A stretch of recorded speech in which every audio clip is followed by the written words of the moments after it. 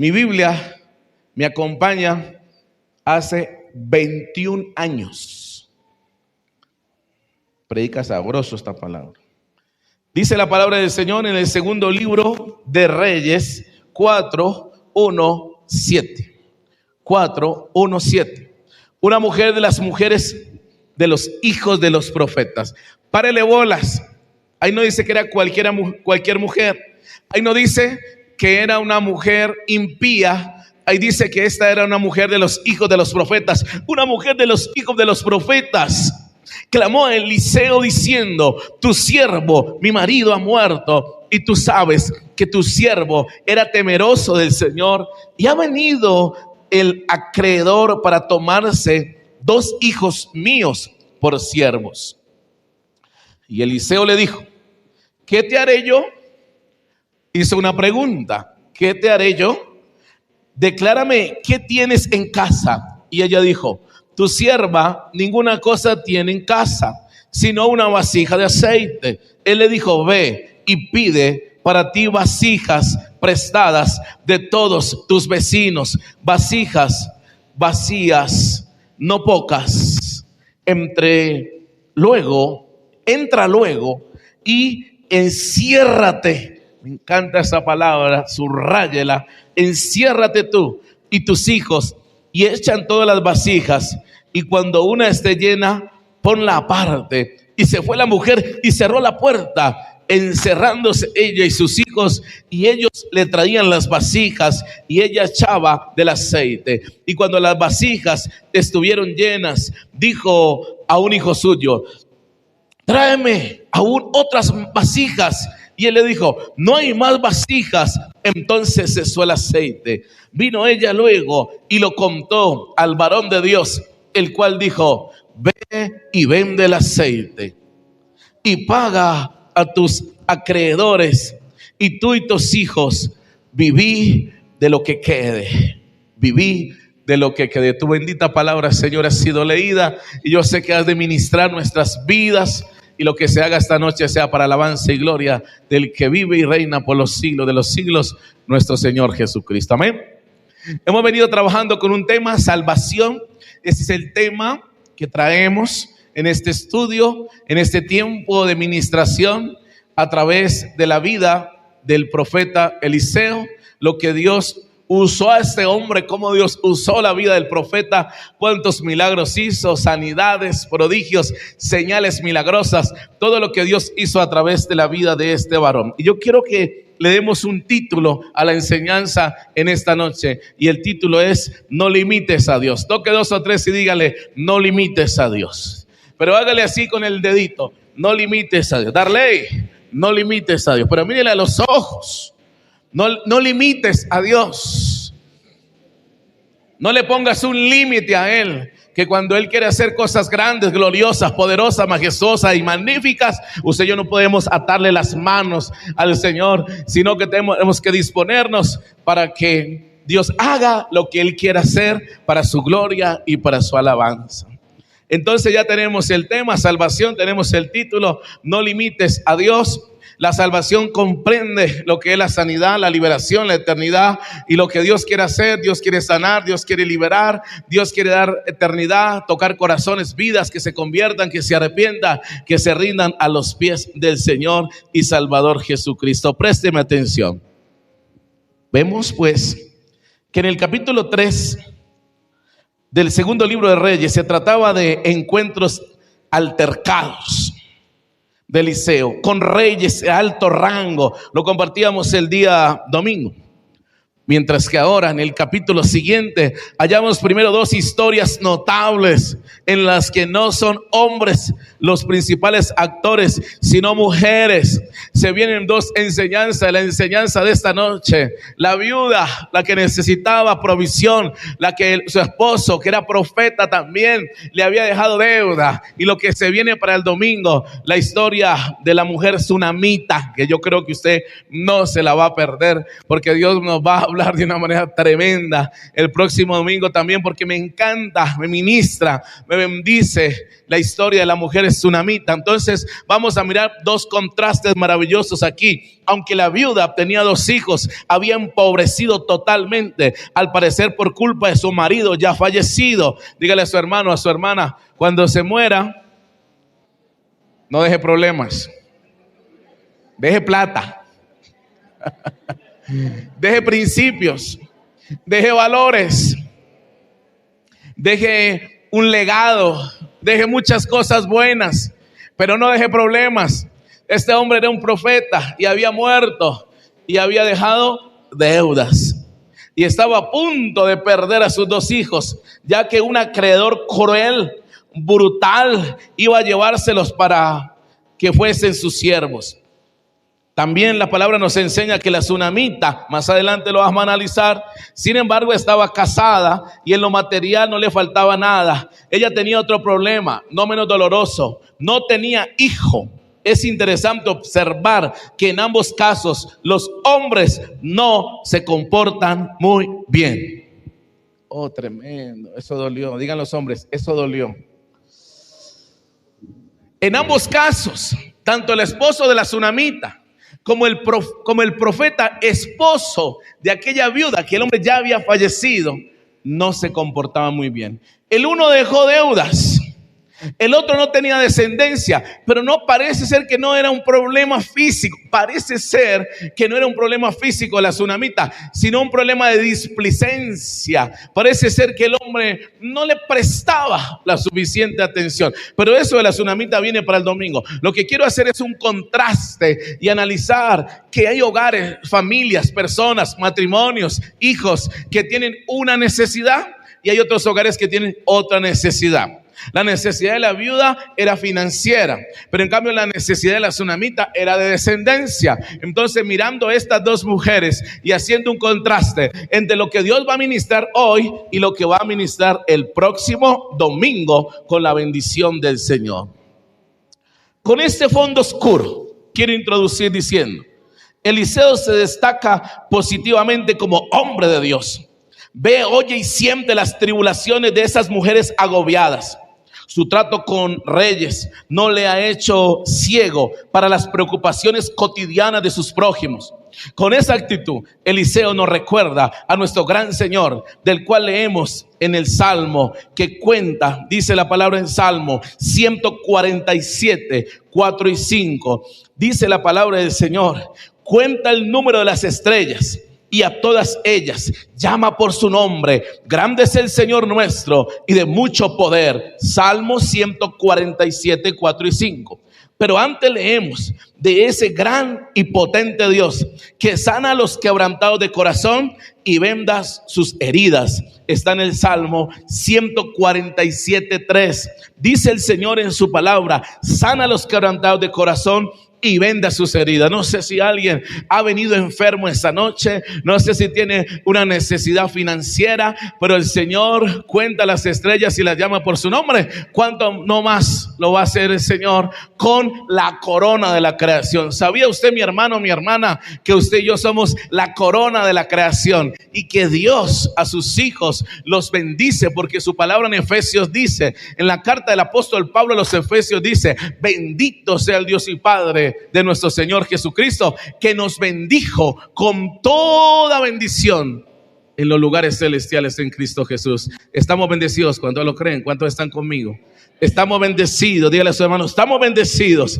Siéntase bendecido en esta hora. Primer aspecto que vamos a trabajar, lo vamos a hacer de manera progresiva hasta llegar al milagro. Todos queremos llegar al milagro, a ver qué pasó. Ya lo leímos, pero queremos entenderlo mejor. Queremos llegar al milagro, pero para llegar al milagro tenemos que vivir el mensaje de manera progresiva. A ver cómo se fue dando la historia de esta mujer necesitada, viuda, endeudada, y que el acreedor se le iba a llevar 2 hijos de alguna manera para que le pagara la deuda, para esclavizarlos y quién sabe cuántas cosas más. Diga amigo, número 1, encontró afecto. Número 1, encontró afecto. Cuando tenemos crisis, cuando tenemos necesidades, cuando tenemos luchas, cuando tenemos afectaciones emocionales, cuando estamos desempleados, cuando estamos en una crisis matrimonial muy fuerte, nosotros necesitamos afecto.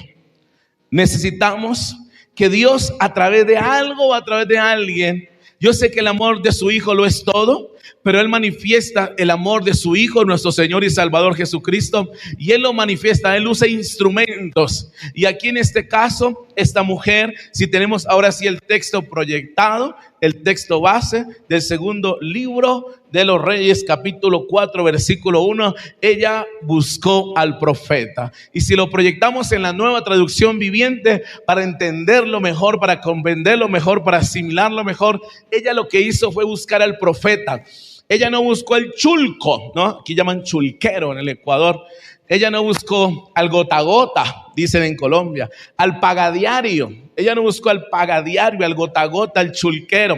Ella no fue a prostituirse. Algunas mujeres desafortunadamente han argumentado que han tenido que prostituirse porque la crisis económica que han tenido ha sido muy fuerte y que les ha tocado vender sus cuerpos. Pero yo veo que esta mujer no tuvo que prostituirse. Esta mujer no se prostituyó. Esta mujer no se fue a hacer cosas indebidas, incorrectas. Esta mujer buscó al hombre de Dios. Esta mujer buscó el consejo. Esta mujer buscó al profeta.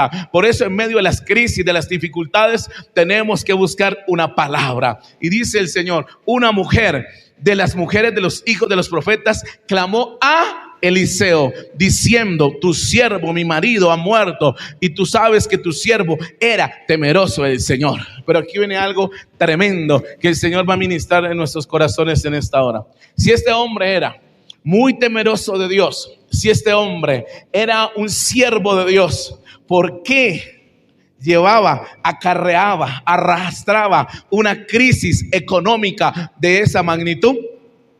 ¿Será que a veces como siervos de Dios no tenemos juicio administrativo? ¿Será que como siervos, hombres y mujeres de Dios, no estamos administrando correctamente lo que Dios nos da? ¿Será que no estamos manejando bien los recursos financieros? Porque dice que este hombre temía a Dios, era un siervo de Dios, era un profeta, era un hombre de Dios, pero había quedado mucha deuda en el momento de su muerte. La situación de esta pobre viuda suscita algunas preguntas acerca de su marido fallecido, pues fue uno de aquellos hijos de los profetas. Frente a Eliseo, ella le llama tu siervo. También da un notable testimonio de él al decir: tú sabes que tu siervo era temeroso del Señor. Ella le recuerda que su marido era conocido como temeroso de Dios. Dicho sea de paso, la persona que mejor me conoce a mí es mi esposa. ¿Está así o no está así? ¿Podríamos decirlo esta noche los hombres, los maridos? ¿Sí vinieron los maridos hoy? Podemos decir esta noche que la mujer, la persona que más nos conoce es nuestra esposa, la mujer, sí, nuestra mujer, ¿no? Lilian dice que no. Bueno, arregla ya en casa, varón. Pero planteémonos este interrogante: ¿cómo es posible que un hijo de profeta deje a sus familiares una carga tan pesada, o sea, una herencia negativa, habiendo vivido con temor de Dios? ¿Cómo es posible que un siervo, un profeta, un hombre de Dios deje una carga tan pesada en el momento de su muerte? Se amaba, temía y servía a Dios. ¿Por qué acarreaba una crisis financiera de esa proporción? Esto no encaja. ¿Fue por culpa de una enfermedad o de un accidente? ¿O fue por un corazón dividido? ¿No es esto incompatible que en nosotros reine el temor de Dios y que al mismo tiempo dejemos esa herencia negativa? Hagámonos estos interrogantes. ¿Es posible temer a Dios y ser un adicto a la pornografía? ¿Pertenecer a la familia de Dios y vivir en un autoengaño? ¿Ser conocido como creyente y maltratar a su esposa? ¿Ser el responsable de una iglesia y abusar de menores? ¿Confesar ser de Jesucristo y ser un ladrón? Esta lista de contradicciones podríamos ampliarla. La Biblia muestra que esto es efectivamente posible. Pensemos en los hombres como Abraham, Jacob, Isaac, Judá, Sansón, David, Pedro. y lamentablemente en nuestras iglesias las cosas no van mejor. No queremos hablar aquí de los tristes ejemplos que otras personas nos han dejado de estos hechos humillantes, porque los que conocemos un poco nuestro propio corazón, sabemos que somos capaces de cometer todos estos terribles pecados si no dejamos que la gracia de Dios nos guarde de ellos.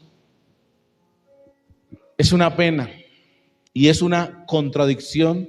Esto es paradójico. Por eso el segundo aspecto lo he titulado una situación paradójica.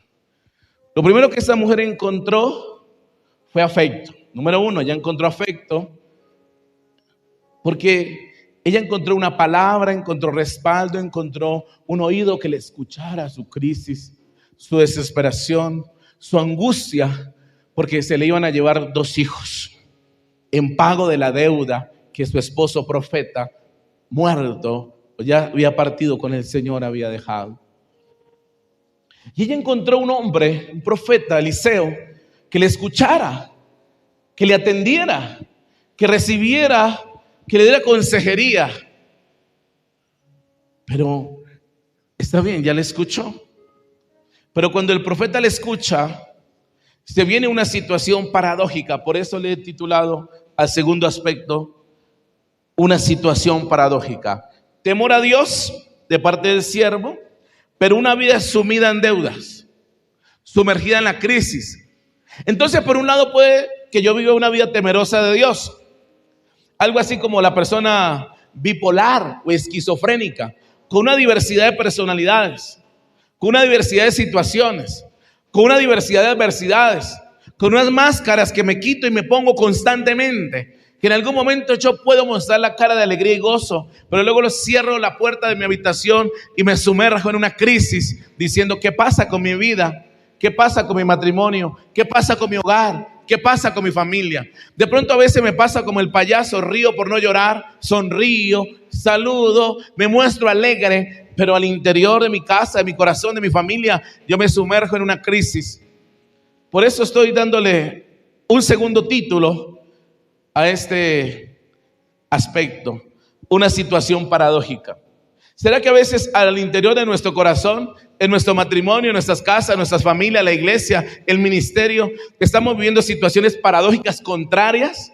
Que por algún lado, en alguna dirección, yo temo a Dios, sirvo a Dios, busco a Dios, pero a la vez arrastro una crisis, y arrastro una crisis de grandes proporciones.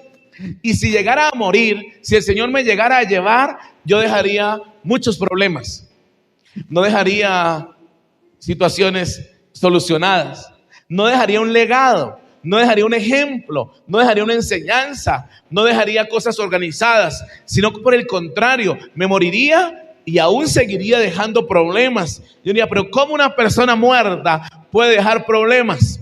Tristemente sí. La verdad es que casi siempre son los hijos quienes más tienen que sufrir por los pecados de sus padres. El acreedor de nuestra historia echa mano de los 2 hijos para hacer de ellos esclavos después de la muerte de su padre endeudado. Esto muestra también algo sobre la triste situación del pueblo de Dios en aquellos tiempos. La ley divina decía que no se debía oprimir a las viudas y a los huérfanos. Éxodo 22:22. Levítico 25:39. Parece ser que la gente había olvidado los preceptos de Dios, o bien los había arrinconado o desechado conscientemente. Ahora, haciendo una meditación, porque la palabra de Dios es para meditar. Josué 1:8, nunca se apartará de tu boca este libro de la ley, sino que de día y de noche. ¿Cuántos estuvieron aquí esta mañana? Un buen amén. ¿Cuántos estuvieron aquí esta mañana? Hay un buen grupo que estuvo aquí en el tiempo devocional esta mañana. Sino que de día y de noche. ¿Qué haremos? Meditar en él, para que guardes y para que hagas conforme a todo lo que en él está escrito. Entonces harás prosperar tu camino y todo te saldrá bien. Hagamos una meditación esta noche en esta frase. Es mi vida, mi ejemplo como padre, un estímulo para mis hijos, para que ellos también deseen llevar una vida de entrega al Señor Jesús. Es mi vida, un estímulo para mis hijos, para que ellos también lleven una vida agradable ante los ojos del Señor. Con mi testimonio, con mi vida de testimonio, estimulo, promuevo, motivo, impulso, catapulto a mis hijos a que ellos amen, sirvan y teman al Señor. Pregunta esta noche. Y este parece un mensaje como para lo que comúnmente llaman el Día del Padre. ¿Somos nosotros padres lo suficientemente ejemplares? Escuche esto. ¿Somos padres ejemplares que estimulamos, motivamos, promovemos a nuestra familia para que les sirva a Dios, especialmente hablando de nuestros hijos? Después de mi fallecimiento, ¿podrá recordar a un padre que primeramente buscó el reino de Dios? Partimos con el Señor y preguntemos esta noche, ¿podrían recordarnos nuestros hijos como hombres y mujeres que amamos y buscamos al Señor? En la pregunta. ¿Y cuya fuerza fue un gozo del Señor contagioso? ¿O acaso soy un ejemplo desalentador para mis hijos y una carga de por vida por mi legalismo, mi mal humor, mi manía de criticar, por ser de poco crédito, avaro y egoísta? Lo que todo hombre desea que su padre le hubiera dicho. Los chicos necesitan al padre como el árbol necesita el tronco. He visto hombres fuertes y vigorosos con sus 60 años que lloraban pensando en lo que su padre debería haber sido, o frente a las huellas imborrables que un padre tirano había dejado en sus vidas. Mucho en la vida de un hombre puede ser el resultado de lo que hizo bueno o malo, o lo que no hizo un padre. La honra de los hijos son sus padres. Proverbios 17:6. ¿Qué tal si proyectamos ese texto que está bien interesante, que ministra en nuestros corazones y que queda esta noche de tarea aprendérselo? Proverbios 17:6. La honra de los hijos son sus padres. La honra de los hijos son sus padres. Es una realidad. Somos un estímulo para ellos. Somos un motor para ellos. Los nietos son la corona de gloria de los ancianos. Los padres son el orgullo de sus hijos. Eso es verdad. Eso es verdad en casa.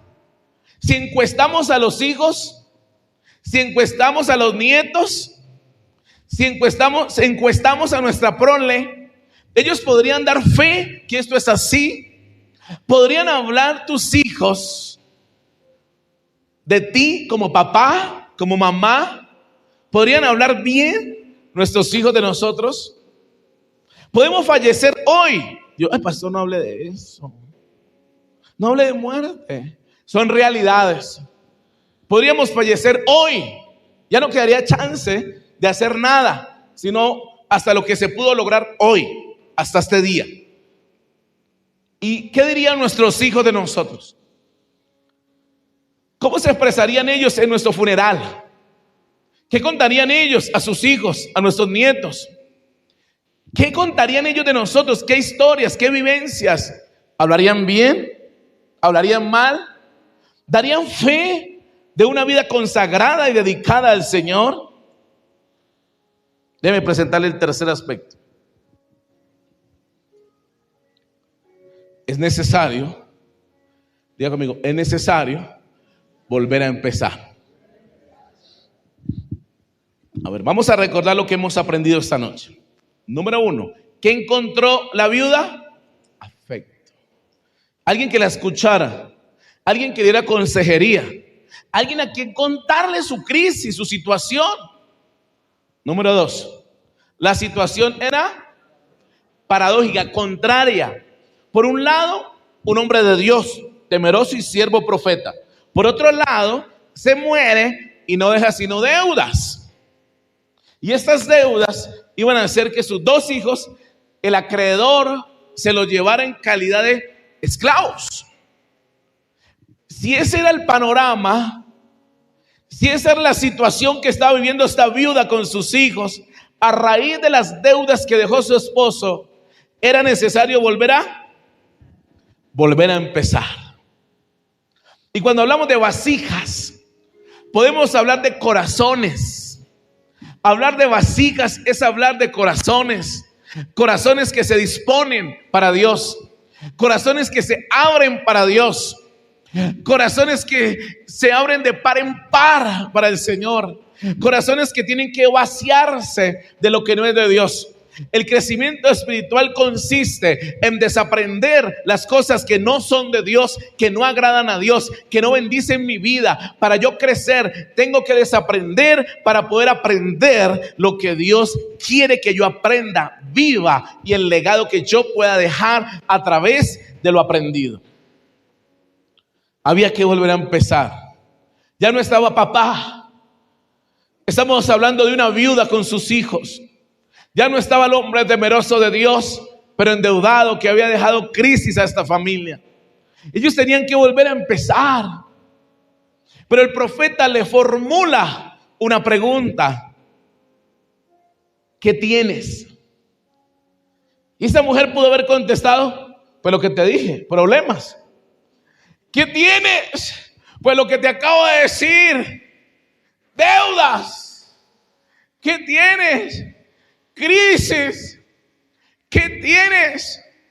Si mirara el Señor a Pedro, después de que Pedro le negó, ¿qué tienes, Pedro? Vergüenza. ¿Qué tienes, Pedro? Dolor en mi alma, Señor, por haberte negado. Pero el Señor no le dijo: Pedro, que me negaste, Pedro traicionero, Pedro miedoso que te escondiste, no que tenía dos espadas para que lucháramos, Pedro que dijiste que mi vida daría por ti. El Señor le dijo: Pedro, tú eres. El Señor dijo: ¿y esta es la qué? ¿De qué habló el Señor? De una roca. ¿Y de qué habló de Pedro? De una piedrecita. Tú eres la piedrecita. La roca soy yo, pero la piedrecita eres tú. Y las puertas del Hades no iban a prevalecer sobre la iglesia. Y entonces Pedro, luego de Pentecostés, se levanta como un predicador.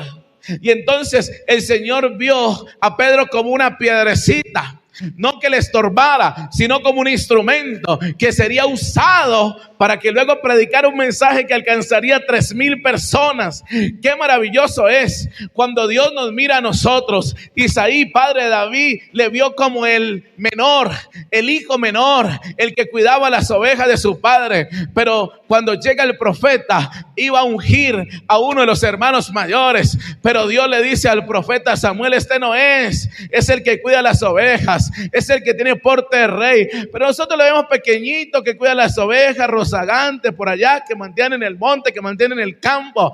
Pero Dios le vio como profeta. Y aunque en algún momento David se equivocó, pero el Señor le vio también como rey.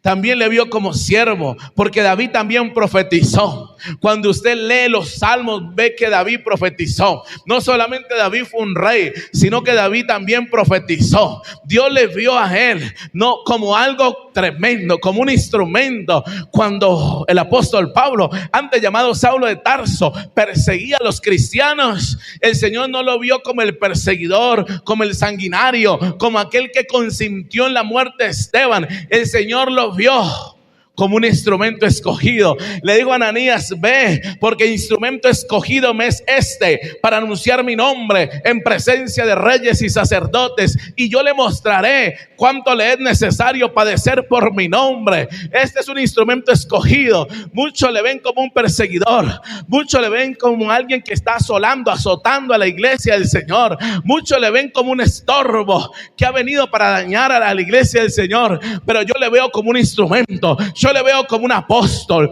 yo le veo como un pastor, yo le veo como un evangelista. Posiblemente hoy, en medio de tu crisis, yo creo que muchos también, así como la viuda, como la crisis que alguien pueda tener esta noche, de deuda, de enfermedad, de situaciones adversas, le puede ver como alguien que está quebrado, alguien que financieramente está destruido, pero el Señor te dice: yo voy a utilizar esa crisis, y de esa crisis que estás atravesando, yo voy a levantar tremendo siervo de Dios con un testimonio poderoso. Alguien posiblemente te desechó, te tuvo en poco, te hizo a un lado, pero Dios te dice: yo utilizo los desiertos para que en medio de los desiertos levantar un manantial y que puedas beber, sustentarte y salir airoso, para que cuentes que el Dios Todopoderoso sustenta a su iglesia, a su pueblo.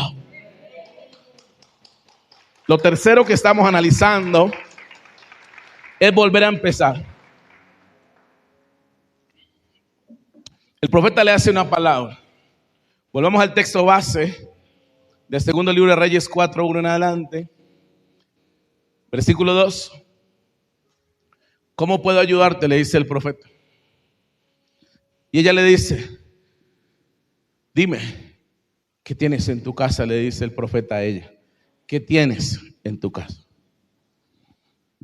Esta noche podemos decir, más que la casa física, material, Dios nos está preguntando hoy: ¿qué tienes aquí en esta casa? ¿Qué tienes aquí en el corazón? Alguien puede decir esta noche, quebrantado, triste y abatido: me queda un poquito de fe. Así, un poquito de fe, donde yo estoy creyendo que mi matrimonio se va a rescatar. Un poquito de fe, donde yo estoy creyendo que mis hijos no van a perecer, sino que yo he creído y mi casa y yo seremos salvos. Tengo un poquito de fe, un poquito de expectativa. Alguien dirá: yo tengo mucho, yo tengo grande, pero usted no puede creer que todos estamos esta noche en el mismo nivel. Puede ser que hoy alguien esté sentado allí en la silla y se sienta desahuciado, y que nadie sepa lo que el médico le dijo en relación a su salud.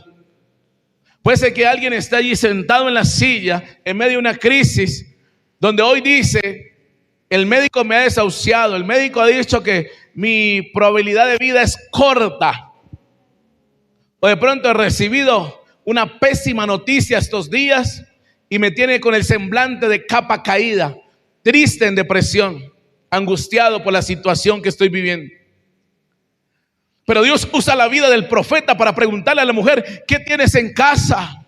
El apóstol Pablo a los Corintios dice en la primera carta, capítulo 6, versículo 1 en adelante. Primera carta a los Corintios 6 en adelante dice: ¿o ignoráis que vosotros sois templo, casa, somos casa de Dios, que el Espíritu de Dios os anhela celosamente? El profeta pregunta: mujer, ¿qué tienes ahí en la casa? Y aquí lo vemos literal. Ella va a su cocina, ella va a su despensa y encuentra un poquito de aceite. Cuando vemos la historia del buen samaritano, encontramos que un levita saltó por encima, un sacerdote saltó por encima, pero que luego vino uno de Samaria y vio la situación que estaba pasando con aquel hombre golpeado, aquel hombre que tenía magulladuras, golpes. ¿Sabe qué hizo él? ¿Qué puso sobre él? Vamos a ver quién recuerda ese pasaje. Puso 2 elementos. Dígame los 2 elementos que usó. ¿Aceite y qué? ¿Harina? No. ¿Qué elementos utilizó? Busque por lo menos en su Biblia. Pregúntele a Google. 50 y 50. ¿Cómo? ¿Qué puso allí? En sus magulladuras. Busque el texto, léalo y contésteme. ¿Qué puso allí? El aceite representativo de la unción y el poder del Espíritu. Es un elemento simbólico que nos enseña sobre la presencia, el poder, la unción del Espíritu Santo. ¿Qué más puso? ¿Qué puso sobre él? Búsquelo en su Biblia, estúdielo, léalo, medítelo. ¿Qué puso allí?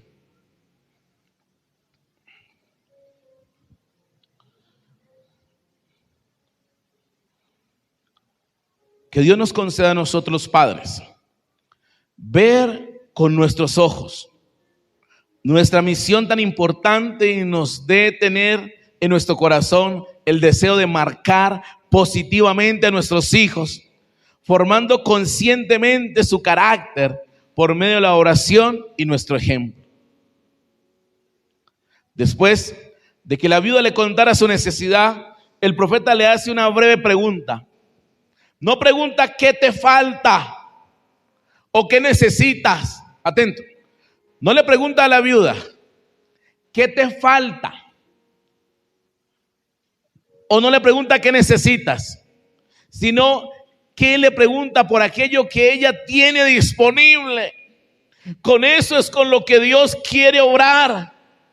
Yo pregunto qué tenía. Dios le pregunta a Moisés: ¿qué tienes en tu mano? Tienes el mar rojo adelante, tienes atrás los egipcios. Y él de alguna manera le dice a Dios: bueno, aquí sí estamos acorralados, aquí sí estamos en la crisis, aquí sí estamos en la adversidad. Y Dios le pregunta a Moisés: ¿qué tienes en tu mano? Tenía una vara, símbolo de poder y autoridad. ¿Qué tienes? Se pregunta el Señor. El Señor no nos dice: ¿qué quieres que haga contigo? ¿O qué quieres que yo haga por ti? El Señor está preguntando esta noche: ¿qué tienes? Alguien dirá: me queda un poquito de fe. Alguien dirá: me quedan las promesas de Dios. Y yo le digo: tienes bastante, porque tenemos las promesas de Dios. Algunos dicen 6,000, 8,000, 10,000 promesas que tiene la Biblia. ¿Cuántas promesas hay de Dios en nuestro corazón? ¿Cuánta palabra hay en nuestro corazón? ¿Cuánto depósito? ¿Cuánta vivencia? ¿Cuántos mensajes? ¿Cuánta administración de Dios hay en nuestros corazones? ¿Qué hay en nuestros corazones? ¿Qué hay en la casa? Sí, yo sé que allí en la cocina había un tanto de aceite, pero hagamos una aplicación más espiritual. ¿Qué hay hoy en nuestro corazón? Sí, ahí queda un poquito de fe. En algún momento los apóstoles le dijeron al Señor: aumentanos la fe. Estamos como bajitos de fe. Tenemos como un poquito de fe. Hoy te pregunta el Señor: ¿qué tienes? Y usted dirá: me queda muy poca fuerza. Me quedan muy pocas ganas de luchar. Me quedan poquitas ganas de emprender, de seguir, de avanzar, de batallar. Me quedan poquitas ganas. No tengo muchas ganas de luchar. No tengo muchas ganas de batallar. Me queda muy poco. Tengo la batería baja. Está que se apaga. Estoy que me quedo paralizado, sumergido en la crisis, en la depresión, en la tristeza. Tengo días que quisiera acostarme a dormir, pero no levantarme jamás. Alguien dirá: eso no le pasa a los cristianos. Déjenme decirle que le pasa aún hasta a los pastores. ¿Qué tienes? Yo creo que de alguna manera esta mujer pudo haberse ofendido. Vengo diciéndole que las deudas me ahogan, que la crisis financiera me está consumiendo. Y el profeta, el hombre de Dios, dice: ¿qué tienes en casa? ¿Tienes por ahí una herencia que te haya dejado tu abuelo, tu abuela? ¿No tienes por ahí unas joyas que te dejaron de herencia? ¿Qué tienes? La mujer contesta, miremos la palabra que dice: no tengo nada. No tengo nada. Bueno, sí tengo un poquito. Dice: solo un frasco de aceite de oliva, contestó ella. ¿Usted puede entender eso? ¿Por qué el aceite de oliva, para qué se usaba? ¿Usted cree que en ese tiempo había luz eléctrica? No había. Todo lo que son una especie de antorchas para encender allí, para dar luz unos frascos con aceite que ponían allí como un pabilo. Este era combustible para poder iluminar en las noches oscuras.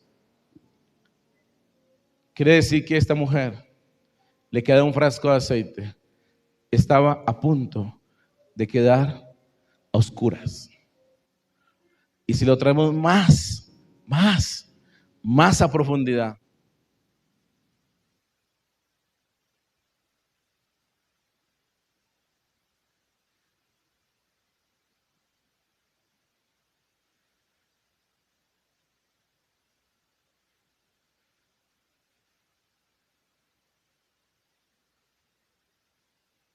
muy pocas fuerzas,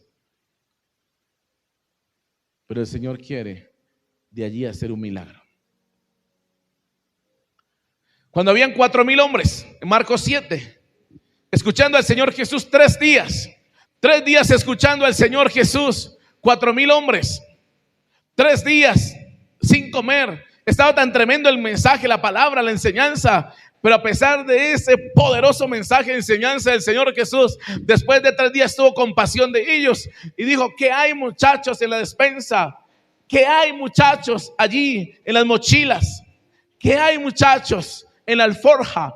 ¿Qué hay, muchachos, allí en la maleta? Judas, ¿qué hay? Tesorero, ¿qué hay?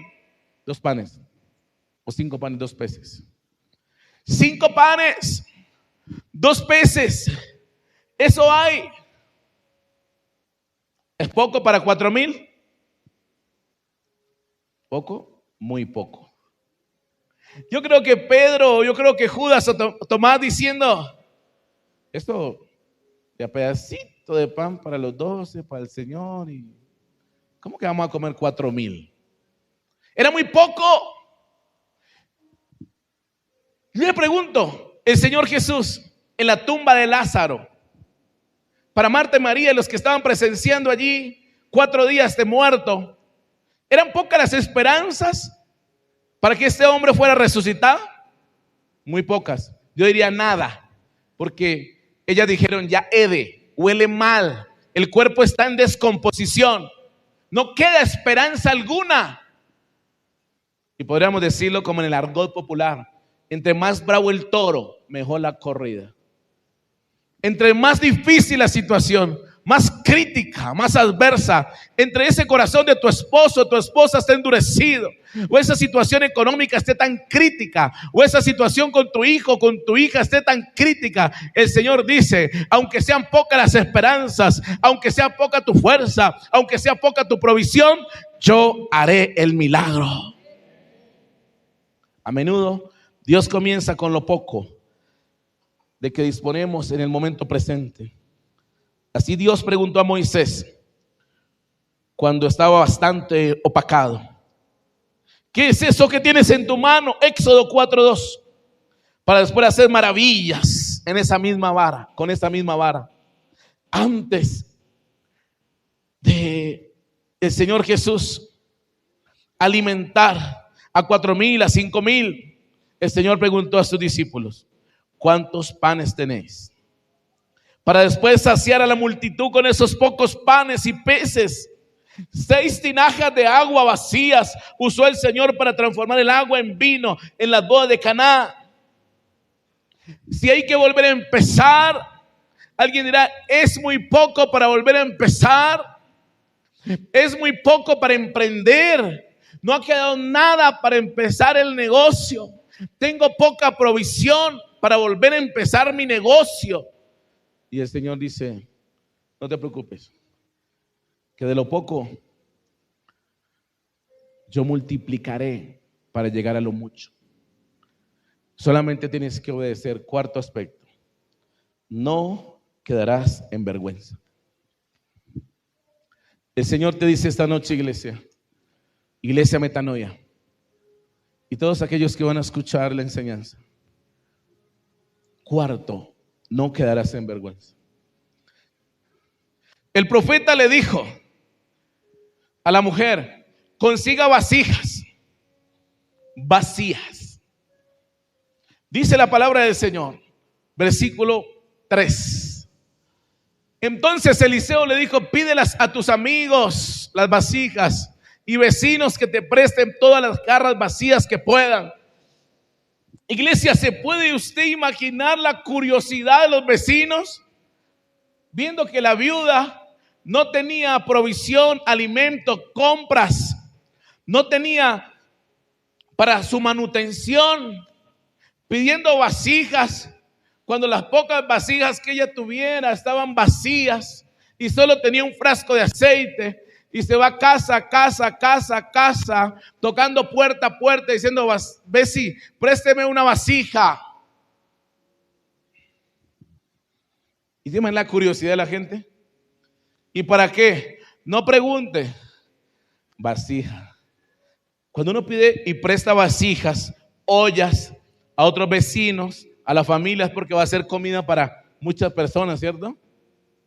Y la gente que conocía la situación económica de la viuda de sus hijos, yo imagino pensando: no tienen para ellos, van a ser para los demás. Estos van a ser el ridículo. Sí, estos van a ser la foca, dicen acá en el Ecuador. En Colombia decimos el oso. Es la misma vaina. ¿Cómo dicen en Venezuela? El oso, dos osos y una foca. Pero es la misma vaina. Es la misma situación. Iban a ser la foca, el oso, lo que fuera. Esa familia pidiendo vasijas cuando no tenía que poner dentro de esas vasijas. Pero el profeta le dijo muy claro: vasijas vacías. Y el Señor nos dice hoy: tienes que vaciar lo que hay dentro, vaciar la incredulidad. ¿Quién sabe qué sacó los vecinos dentro? Porque uno a veces pone una olla dentro de la otra olla, unos recipientes dentro de los otros recipientes, o pone cosas que nada que tienen que ver con la cocina, pero le mete ahí para ocupar el espacio, para aprovechar el espacio. No sé cuántas cosas sacaron dentro de las vasijas para que las vasijas estuvieran vacías, no con agua, no con algún alimento. Las vasijas tenían que estar vacías, y el Señor nos dice en esta noche a la iglesia del Señor, el Señor habla a su pueblo, a sus hijos, sus siervos, y nos dice: ustedes necesitan tener vasijas vacías. Tu corazón tiene que vaciarse, tienes que sacar todo aquello que no es el aceite, todo aquello que no es de mi presencia, todo aquello que no es de mi espíritu, todo aquello que no es agradable para mí. Yo voy a poner ese aceite, yo voy a poner poder dentro, tal cual el Señor le dijo a sus hijos, a los apóstoles,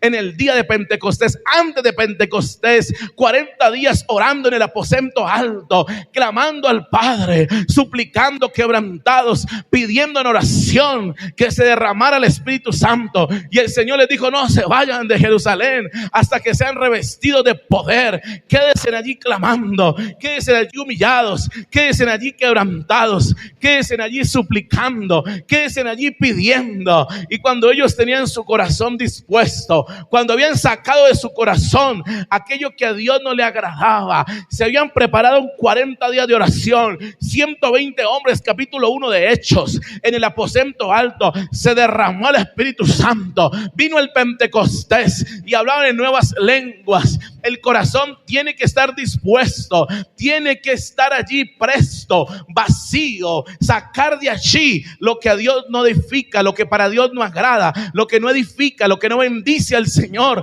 para que se derrame el aceite, la unción, el poder del Espíritu Santo. Vasijas vacías. Y el cuarto aspecto es: no quedarás en vergüenza. ¡Qué pobreza! Solo le quedaba una vasija. ¿Cuántas vasijas tenía la viuda? Creo que ya vendió todas esas ollas. Dijo: pues aquí no se cocina nada. Aquí se come, pero el hambre a uno. Aquí no hay alimento, no hay provisión. Aquí no hay que poner en esas ollas. La crisis arrecia, ataca. Vendamos esas ollas. ¿Cuántas vasijas tiene la viuda? Una. ¡Qué pobreza! Solo le quedaba una vasija con aceite para una unción, pero fue lo suficiente para hacer una bendición para muchos por la gracia de Dios. La aplicación para nosotros está a la vista. Cada hijo de Dios es también una vasija, un vaso, una morada, un templo del Espíritu Santo. Primera carta a los Corintios 3:16. Primera carta a los Corintios 6:18. Efesios 2:22. Dios también nos ha dado una unción. Primera carta de Juan 2:20. Segunda carta a los Corintios 1:21. Y con ello nos ha equipado suficientemente para el servicio. El hecho de no tener talento intelectual, estudios académicos, falta de dinero, el ser demasiado joven o demasiado mayor, todo esto no son razones para dejar de poner con alegría al servicio de Dios lo poco que tenemos. Hoy el Señor te da una palabra, iglesia. Pon lo poco que tienes al servicio de Dios. Pon lo poco que tienes en las manos del Señor. Consagra, alguien dirá, tengo un frasco de aceite. Ponlo en las manos del Señor. Y el Señor traerá una unción de multiplicación. Él multiplicará lo poco en tus manos. Es lo mucho en las manos de Dios. ¿Cuántos lo creen? ¿Cuántos aplauden al Señor esta noche? Lo poco en nuestras manos es mucho en las manos de Jesús. El frasquito de aceite en la mano. ¿Te imaginas ella? ¿Qué tiene ese viejo? Este frasquito de aceite. Esto no le alcanzaba sino para una noche o 2 noches de encender allí el mechón, ¿sí? Como un mechoncito, de encenderlo para dar un poquito de luz en las noches oscuras. Para eso usaba el aceite de oliva también, no solamente para cocinar, sino como combustible. Cuando un carro tiene poquito combustible, llegamos muy pocos kilómetros, avanzamos. Esta mujer le quedaba poco de avance. Posiblemente esta mujer intentaría suicidarse. Posiblemente, no sabemos de qué iba a ser así. Es un posible. Posiblemente iba a ver cómo se llevaban a sus hijos, su acreedor, para esclavizarlos. Posiblemente esta mujer iba a sumergirse en una depresión al quedar sin esposo muerto y sus 2 hijos en calidad de esclavos. El frasco de aceite, el poquito de aceite representa lo poco que le quedaba de combustible para ir por la vida. Alguien dirá esta noche, pastor, me queda poco combustible, tengo pocas fuerzas, tengo poco ánimo de seguir luchando. Yo le digo en el nombre de Jesús, preséntale al Señor eso poco que tú tienes, porque Dios lo va a multiplicar en esta noche. Pedir de los vecinos vasijas vacías requiere fe y valentía. La duda podría haber llevado a la viuda a pensar que estaría haciendo el ridículo, despertando expectativas que luego terminarían en desengaño, y después tendría que devolver todas las vasijas vacías y sin usar. Pero la viuda confió en las palabras de Eliseo y vivió una experiencia maravillosa. Las vasijas vacías y el echar el aceite con las puertas cerradas nos muestra unos principios espirituales importantes. Dios solamente podrá llenar vasijas que están vacías, necesitadas y libres de su propio yo. Dios solamente podrá llenar vasijas vacías. Las vasijas vacías representan la gente que está necesitada de Dios. Si usted viene esta noche como una costumbre, si usted viene esta noche como una tradición, si usted viene esta noche como un de repente, no sirve. Pero si usted viene esta noche como el más necesitado de Dios, usted dice, aquí está esta vasija, llénala, Padre, derrama de tu espíritu, lléname, Señor. Si usted ha sacado el yo, el ego, que se muera, el orgullo, la soberbia, la pereza, el desánimo, la inmoralidad, la apatía por las cosas de Dios, la indiferencia, la falta de servicio al Señor. Si usted saca lo que no es, nuestra vasija queda vacía. Dice, todo esto que estaba dentro no servía. Ahora esta vasija está vacía para que Dios deposite en ella lo que sí es de Dios. El echar aceite con las puertas cerradas nos muestra unos principios espirituales importantes. Dios solamente podría llenar vasijas vacías que están necesitadas y libres de su propio yo. Hay que evitar cualquier influencia y distracción de fuera. Y el obrar de Dios no debe ser semejante a un espectáculo público. Finalmente debió invertir lo poco que ella poseía para llenar las vasijas que le había dejado. Y solo así pudo experimentar una enorme ganancia. Ella fue enriquecida dando lo que tenía. ¿Te puedes registrar eso? Esta mujer fue enriquecida dando lo que tenía. El mensaje empieza a cerrar esta noche. La palabra empieza esta noche a ir concluyendo de la siguiente manera. Dando lo que se tiene, Dios nos llevará a niveles impensados. Tuvo que dejar atrás la lógica, la razón y creer, confiar, morir al yo. Por ejemplo, yo creo que esto funcionará. No limites a Dios con tu poca fe, iglesia. Entiende esta noche que el alma generosa será prosperada y el que saciare, él también será saciado. Proverbios 11:25. Porque vamos a llegar al quinto y último punto. Proverbios 11:25. Dice la palabra del Señor en Proverbios 11:25. El generoso prosperará y el que reanima a otros será reanimado. El generoso prosperará. Pregúntese esta noche: ¿somos generosos? ¿Soy generoso? ¿La iglesia es generosa? No limites a Dios con tu poca fe. Lo que faltaba no era aceite, sino vasijas. ¿Qué faltaba? Vasijas. Oh, tremendo. Lo que faltaba no era aceite, sino vasijas. Se lo voy a explicar. Con asombro y agradecimiento la viuda y sus hijos vieron cómo todas las vasijas disponibles fueron llenadas. Probablemente había juntado a toda prisa todas las vasijas en la vecindad más próxima y se hubiesen llenado más vasijas, sin límite alguno. Si hubiesen ido más lejos y hubieran juntado más vasijas, pero después de llenarse la última, cesó el aceite. ¿Cuándo cesó el aceite? Cuando se llenó la última vasija. Nunca digas: pastor, ya estamos completos, ya es suficiente. Que Dios traiga más personas, que Dios traiga más vasijas, porque aceite hay. Lo que nos falta son vasijas. Vasijas son corazones, vasijas son personas, vasijas son vidas, para que Dios deposite aceite, para que Dios deposite su espíritu, para que redima vidas con su sangre preciosa. Espera cosas grandes de Dios y emprende cosas grandes, iglesia. Esto debería animarnos enormemente y llevarnos a llenar vasijas vacías a nuestro alrededor. Es una gran y bella tarea para las madres con sus hijos, para los maestros en las escuelas, para las familias, para los hermanos, para las hermanas. Vayan por los caminos y por los vallados. Lucas 14:23. Invítele a muchos a la gran cena.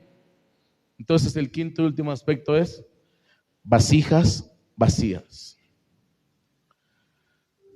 Aceite hay, diga conmigo: aceite hay. Falta son vasijas, pero vacías. ¿Y por qué vacías? Porque tengo que sacar el yo. Dios no va a poner su aceite en una vasija llena. ¿Llena de qué? Llena de temor, llena de miedo, llena de ira, llena de orgullo, llena de arrogancia, llena de inmoralidad, llena de egocentrismo. Dios va a poner aceite en una vasija que esté vacía, dispuesta, abierta, presta, para que Él derrame de su espíritu en ella. Representa la fe.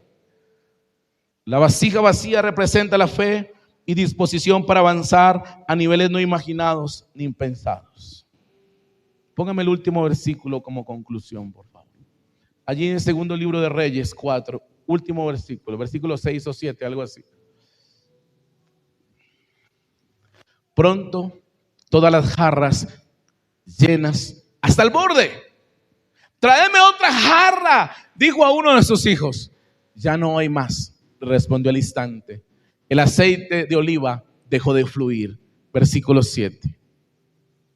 Cuando ella le contó al hombre de Dios lo que había sucedido, él le dijo: ahora vende el aceite de oliva y paga tus deudas. Tú y tus hijos pueden vivir de lo que sobre. Dios no solamente sacia, Dios trae la sobreabundancia. Esta era una familia pobre que con una palabra de Dios y con un milagro de Dios salió de la pobreza, salió de la crisis de la deuda, salió del sufrimiento, y ahora esta familia no solamente tenía dinero para pagarle a su acreedor, sino que también esta familia tenía dinero para vivir del milagro de Dios. Alguien dirá: con una palabra de Dios mi vida va a cambiar. Con una palabra de Dios tu vida se va a transformar al punto de que llegues a niveles inimaginados, impensados, cosas que ojo no vio, ni oído yo, ni han subido en corazón de hombre. Son las cosas que Dios tiene preparadas para los que le aman. Yo le pregunto: la viuda, ¿a quién buscó? Al que le pasa el huevo, el cuy, no sé por dónde, a la pitonisa, al que lee el tarot, las cartas, al brujo, al hechicero, al adivino. ¿A quién buscó la viuda? Al chulco, al que presta con intereses altos, exorbitantes. ¿Dónde se fue la viuda?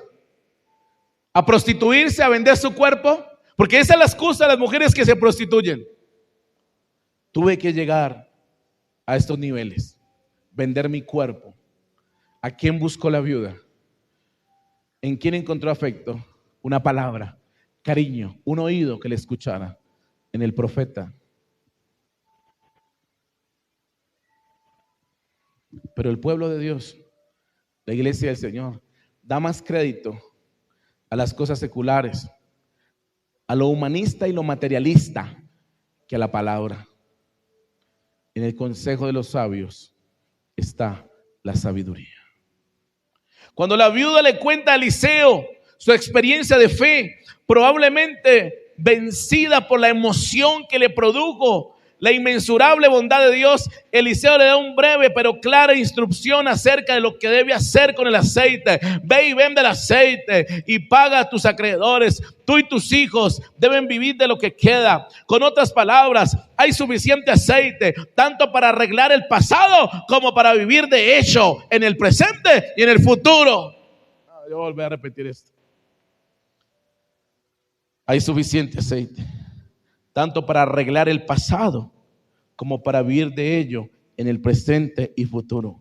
Qué ilustración más alentadora de lo que Pablo le dijo a los corintios. Y poderoso es Dios para hacer que abunde en vosotros toda gracia, a fin de que teniendo siempre en todas las cosas todo lo suficiente, abundéis para toda buena obra.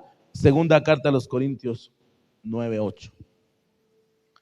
No solamente pagó, sino también le sobró para vivir, y vivir holgadamente, vivir con abundancia.